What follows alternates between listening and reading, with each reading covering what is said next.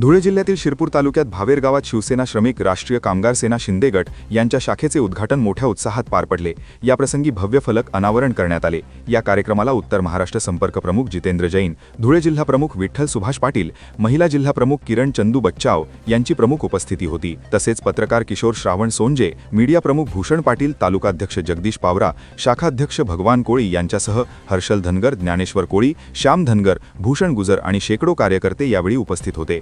या उद्घाटन सोहळ्यावेळी गावातील मोठ्या संख्येने युवक, सामाजिक कार्यकर्ते आणि शिवसेनेवर प्रेम करणारे नागरिक सहभागी झाले होते।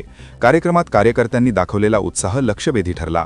शिरपूर तालुक्यातील भावेरसारख्या लहान गावातही शिवसेना शिंदे गटाबद्दल वाढत असलेला विश्वास आणि युवकांचा वाढता सहभाग यामुळे तालुक्यात या गटाची ताकद हळूहळू वाढत असल्याचे चित्र दिसून येत आहे। राज्याचे उपमुख्यमंत्री एकनाथ शिंदे यांच्या नेतृत्वातही युवक एकत्रित झाले असून आता ग्रामीण भागात देखील शिंदे गटाच्या माध्यमातून शिवसेना आपले घट्ट पाय रोवत आहे। कामगार सेनेच्या माध्यमातून सर्व परिसरात लोकसेवा, जनसंपर्क वाढवून पक्षाचा काम करण्याचा निर्धार यावेळेस तरुणांनी केला।